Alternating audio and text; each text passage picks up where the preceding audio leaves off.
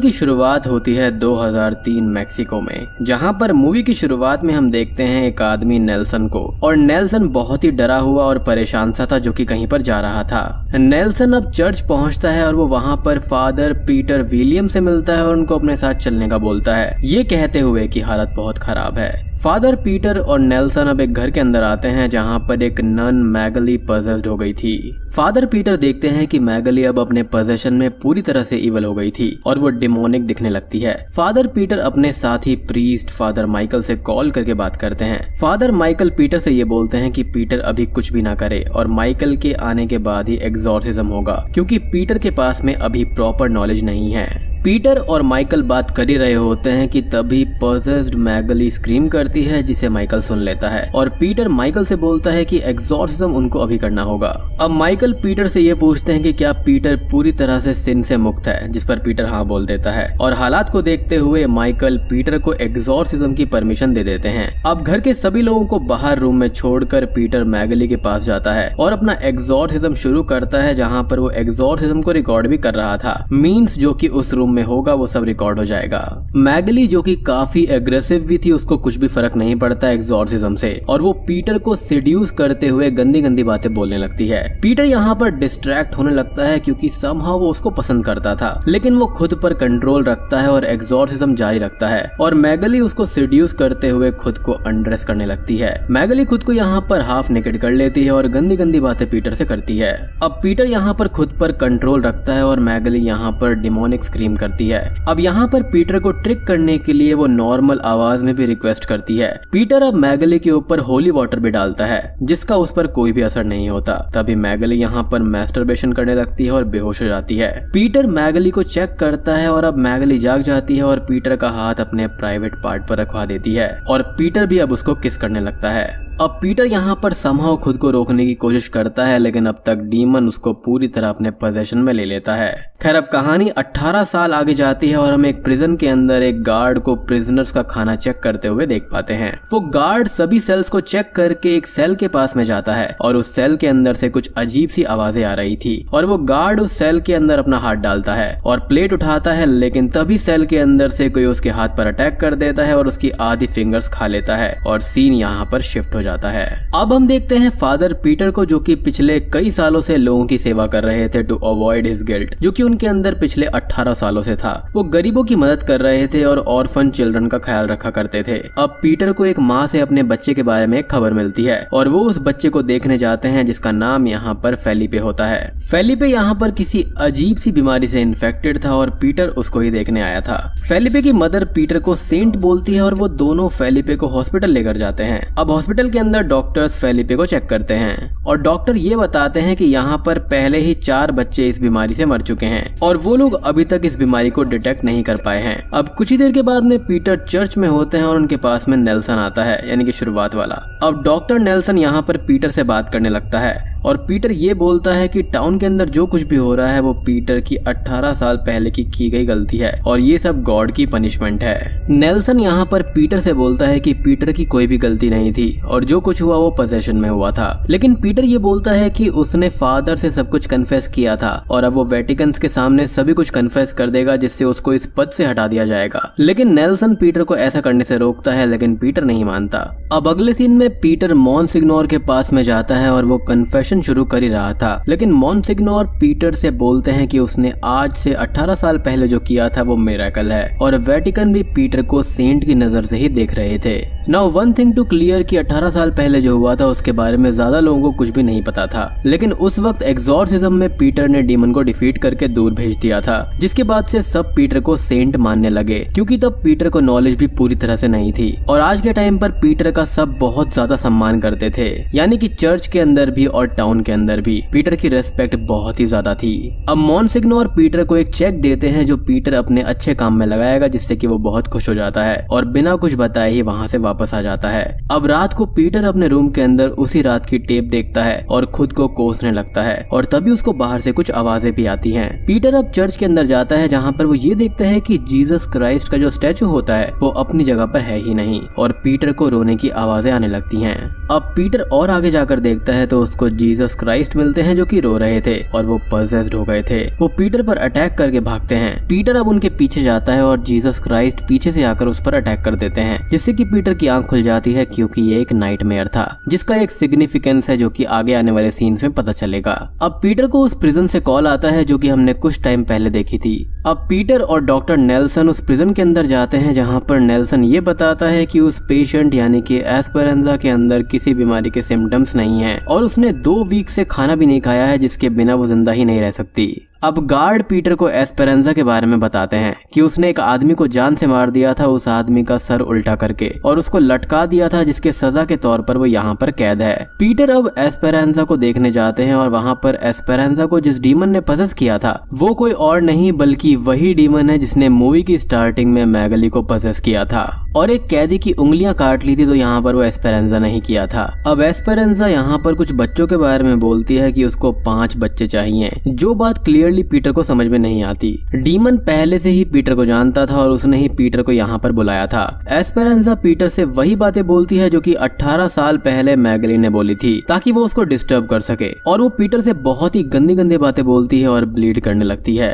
अब ये सब बातें सुनकर पीटर वहाँ से चला जाता है और प्रिजन स्टाफ के पास में बैठा होता है, जहाँ पर गार्ड्स उसको ये बताते हैं कि एस्पेरेंजा की मदर उसको बचाना चाहती है। और अब एस्पेरेंजा की मदर वहाँ पर आती है जो कि कोई और नहीं बल्कि मैगली होती है। अब मैगली पीटर से ये बोलती है कि एस्पेरेंजा उसकी ही बेटी है और जो उस रात हुआ उसका एक सदमा मैगली के अंदर बैठ गया है, बट उसकी बात पर कोई यकीन ही नहीं करता कि एक प्रीस्ट ने ऐसा किया होगा, इसलिए उसने टाउन ही छोड़ दिया था। और मैगली पीटर से तभी से नाराज थी, जिसको पीटर ये बोलता है कि जो कुछ भी हुआ था पोजेशन में हुआ, और मैगली पीटर से एस्पेरेंजा को बचाने का बोलती है। अब रात को पीटर सो रहा होता है कि तभी उसको फिर से नाइटमेयर्स आते हैं, जहाँ पर उसका उसकी बॉडी पर कंट्रोल नहीं रहता और कोई चीज उसको बार बार हॉन्ट करती है। अब अगले दिन हम हॉस्पिटल में ये देखते हैं कि उस बीमारी की वजह से फेलिपे की जान चली जाती है और उसकी मदर पीटर से बोलती है कि गॉड और सेंट एग्जिस्ट ही नहीं करते इस दुनिया के अंदर। अब इसके बाद में पीटर ऑर्फन बच्चों के साथ में होता है और वहाँ पर मैगली आती है। अब यहाँ पर एक ऑर्फन बच्ची भी थी, कमीला, और सभी ऑर्फन्स की तरह मैगली उसका भी ध्यान रखा करती। हम यहाँ पर एक चीज भी नोटिस करते हैं कि पीटर के दिल में मैगली के लिए कुछ ना कुछ फीलिंग्स हैं। अब प्रेजेंट टाइम में मैगली कमीला से मिलती है जो कि अब बहुत बड़ी हो चुकी थी और अब वो चर्च के अंदर नन बनकर गॉड की सेवा करने लगी है। अब अगले सीन में पीटर मॉन्सिग्नोर के पास में होता है और वो मॉन्सिग्नोर को एस्पेरेंजा के बारे में बताता है और वेटिकन से एग्जॉर्सिज्म के अप्रूवल की बात करता है, जिस पर मॉन्सिग्नोर ये बोलते हैं कि वेटिकन्स मॉन्सिग्नोर पर भरोसा करते हैं, तो वो खुद ही परमिशन दे रहे हैं और वेटिकन्स को कोई भी आपत्ति नहीं होगी। पीटर अपनी हेल्प के लिए माइकल को बुलाता है जो कि एक अच्छा एग्जॉर्सिस्ट होता है। पीटर और माइकल बात करते हैं जहाँ पर हमको उस डीमन का भी नाम पता चल जाता है जिसने मैगली और एस्पेरेंजा को पजेस किया हुआ है और उसका नाम यहाँ पर बेलबन होता है। अब यहाँ पर माइकल ने पहले ही बेलबन को हराया था और वो पीटर से बोलता है कि पीटर ने भी बेलबन को हराया है, जिस पर पीटर बोलता है कि उसने बेलबन को हराया नहीं था और बेलबन ने पीटर को ही पजेस कर लिया था, फिर अचानक से ही वो चला गया। माइकल यहाँ पर थोड़ा सा शॉक्ड होकर ये बोलता है कि बेलबन ऐसे ही नहीं जाता और वो पीटर की सोल को अपने साथ लेकर जाता, बट अगर वो ऐसे ही चला गया है तो पीटर के अंदर पक्का गॉड बसते हैं। अब रात को पीटर मैगली के एग्जॉर्सिज्म वाले टेप को जला देता है और हम फ्लैशबैक में देखते हैं जहाँ पर पीटर ने मैगली के साथ में रेप कर दिया था, वो भी अपने पोजेशन में। मैगली यहाँ पर ठीक तो हो गई थी और उसकी फैमिली पीटर को सेंट मानने लगी क्योंकि सच तो किसी को पता ही नहीं था। पीटर उस टेप को जला देता है और वहाँ पर माइकल आता है। माइकल पीटर से इस टेप को जलाने का रीजन पूछता है और पीटर उसको अपने नाइटमेयर्स के बारे में बताता है जो कि उसको बहुत टाइम से आ रहे थे। उसका ये कहना था कि उस नाइटमेयर के अंदर उसको पजेस हुए जीसस क्राइस्ट दिखाई देते हैं और वो पीटर पर अटैक भी करते हैं। माइकल ये बोलता है कि ऐसा होने का ये मतलब है कि बेलबन पीटर को पजेस करने की कोशिश कर रहा है। अब 2000 साल पहले बेलबन ने जीसस क्राइस्ट को पजेस करने की कोशिश करी थी, लेकिन तब वो हार गया था। बेलबन के पास उसके सपोर्टर्स की पूरी फौज है और अगर बेलबन पीटर के पीछे है तो इसका मतलब ये है कि वो पीटर से कुछ चाहता है और उसका प्लान का मेन हिस्सा यहाँ पर पीटर है। अब बाहर ये सब बातें चल रही थी और अंदर कैमिला प्रेयर्स कर रही होती है, जहाँ पर वो वर्जिन मैरी के स्टैचू के सामने प्रेयर्स कर रही थी, लेकिन स्टैचू अपनी जगह से गायब हो जाता है और पास में ही कैमिला को एक न्यू बॉर्न बच्चा मिलता है। अब पजेस हुई मदर मैरी कैमिला को हॉन्ट करती है और उसको पजेस कर लेती है। पजेस हुई कैमिला अब ऑर्फन बच्चों को हॉन्ट करने लगती है और मैगली उसको रोकने आती है, लेकिन कैमिला का पजेशन बहुत ही पावरफुल था। पीटर और माइकल वहां पर आ जाते हैं और समहाउ कैमिला को ठीक कर देते हैं और यहाँ पर पीटर ये देखता है कि सभी बच्चों के ऊपर वैसे ही मार्क्स आ गए थे जैसे कि लास्ट टाइम मरे हुए बच्चों पर आए थे, जिसका सीधा मतलब यह है कि अब बेलबन इन बच्चों को लेने वाला है। और यहाँ पर एस्पेरेंजा के जरिए उसने एक बात भी बोली थी कि 5 बच्चे उसको चाहिए, तो उसका मतलब यही था। खैर अब अगले सीन में माइकल और पीटर एस्पेरेंजा के पास में जाते हैं। माइकल एस्पेरेंजा से थोड़ी बहुत बात करते हैं और वो माइकल और पीटर को ट्रिक करने की कोशिश करती है, काफी गंदी गंदी बातें भी बोलती है। अब वो दोनों ही अपने राइट्स को पढ़ने लगते हैं, यानी कि प्रेयर्स करते हैं, लेकिन उनका एस्पेरेंजा पर कोई भी असर नहीं पड़ता और वो माइकल पर अटैक करके उसके ईयर को हर्ट कर देती है। पीटर और माइकल वहां से बाहर आ जाते हैं और प्रिजन गार्ड से ये बोलते हैं कि उनको यहाँ पर एक एग्जॉर्सिज्म करना है जो कि काफी वाइल्ड हो सकता है, तो यहाँ से सभी प्रिजनर्स को बाहर निकालना होगा, नहीं तो बेलबन किसी को भी पजेस कर सकता है। अब गार्ड्स यहाँ पर प्रिजन को खाली करने से मना कर देते हैं, जिस पर नेल्सन जो कि पीटर के साथ ही आया था वो बोलता है कि वो सभी प्रिजनर्स को सुला देगा और हेड गार्ड ये बोलता है कि यहाँ पर सिर्फ 1 या 2 गार्ड ही रुकेंगे। अब डॉक्टर नेल्सन यहाँ पर सभी प्रिजनर्स को ड्रग करके सुला देता है, लेकिन एक प्रिजनर गार्ड की कीज चुपके से ले लेती है। अब पीटर और माइकल एग्जॉर्सिज्म की तैयारी करते हैं और बात करते हैं, जहाँ पर माइकल को वेटिकन से थोड़ी चिढ़ होती है क्योंकि वो प्रीस्ट को ऐसे ही किसी भी बैटल में भेज देते हैं और सारे प्रीस्ट हमेशा एक ही रिचुअल, एक ही टाइप का एग्जॉर्सिज्म करते हैं जो कि हर बार काम नहीं करेगा, क्योंकि डीमन पागल तो है नहीं जो कि हर बार एक ही ट्रिक में फंस जाए। एंड मेरे हिसाब से यहाँ पर ये काफी ज्यादा समझदारी वाली बात करी गई है और मोस्टली हॉरर मूवीज में हम यही देखते हैं कि एक ही टाइप का रिचुअल लोग करते रहते हैं। माइकल बोलता है कि उन दोनों को अपने हिसाब से एग्जॉर्सिज्म करना चाहिए जिससे वो डीमन को हरा तो सकते हैं, लेकिन नेगेटिव साइड ये होगी कि अगर प्रीस्ट के अंदर फेथ नहीं होगा तो डीमन उसको आसानी से हरा देगा। अब ऐसी कंडीशन में प्रीस्ट को गॉड पर भरोसा नहीं करना है बल्कि खुद को ही गॉड मानना होगा। और सबसे जरूरी चीज ये है कि डीमन से कभी भी कोई डील नहीं करनी है। पीटर मैगली से भी बात करता है, जहाँ पर मैगली पीटर को माफ कर देती है और पीटर भी मैगली से माफी मांगता है। अब पीटर और माइकल एग्जॉर्सिज्म के लिए जाते हैं, जहां पर उनको अपने सेल के अंदर एस्पेरेंजा नहीं मिलती और दूसरी ओर नेल्सन पर प्रिजनर्स अटैक कर देती हैं जो कि अब पजेस हो चुकी थी। पीटर को अब यहाँ पर घायल डॉक्टर नेल्सन मिलता है और अब यहाँ पर 3 और प्रिजनर्स आ जाती हैं जो कि पजेस हो गई थी और पीटर और माइकल अपना एग्जॉर्सिज्म शुरू करते हैं, लेकिन कोई भी फर्क नहीं पड़ता, उनकी प्रेयर्स बिल्कुल भी काम नहीं करती। माइकल के सामने पजेस हुई मदर मैरी आती हैं और वो माइकल को हॉन्ट करके उसको कमजोर करने लगती हैं। अब माइकल और पीटर पर आकर प्रिजनर्स अटैक करने लगती हैं, लेकिन नेल्सन यहाँ पर प्रिजनर को रोकता है और वो नेल्सन को जान से मार देती हैं। पीटर और माइकल वहाँ से भागते हैं और जाकर एक रूम के अंदर खुद को लॉक कर लेते हैं। अब माइकल यहाँ पर पीटर से नाराज होकर ये बोलता है कि पीटर पक्का यहाँ पर प्योर नहीं है क्योंकि प्रेयर्स काम ही नहीं कर रही थी, जिस पर पीटर सारा सच बता देता है। माइकल ये बोलता है कि पीटर ने सिन किया था और उसने इसको कन्फेस नहीं किया, वो बेलबन को नहीं हरा सकता।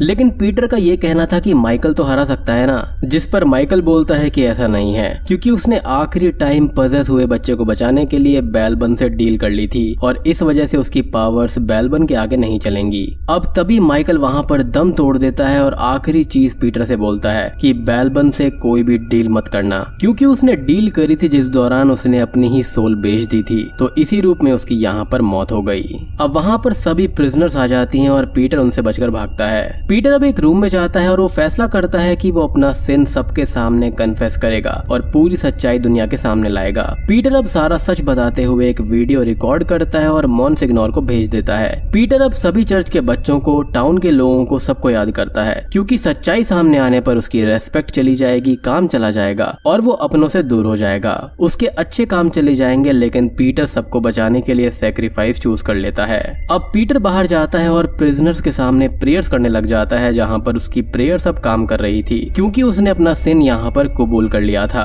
अब यहाँ पर पजेस हुए जीसस क्राइस्ट आते हैं जो कि कोई और नहीं बल्कि एस्पेरेंजा थी जीसस क्राइस्ट के भेष में। पीटर सबको अपनी प्रेयर से कमजोर करने लगता है, लेकिन तभी एक प्रिजनर उसको बेहोश कर देती है। अब होश आने पर पीटर खुद को बंधा हुआ पाता है और उसके सामने एस्पेरेंजा और बाकी की प्रिजनर्स होती हैं। Now just to be clear, यहाँ पर एस्पेरेंजा के अंदर बेलबन डीमन था। और दोस्तों अब यहाँ पर कुछ अलग चीज होती है, यानी कि यहाँ पर शुरू होता है the exorcism of God. Esperanza यहाँ पर पीटर के ऊपर डेविल राइट्स को पढ़ने लगती है और उसके अंदर के जो गॉड होते हैं उसको बाहर निकालने लगती है।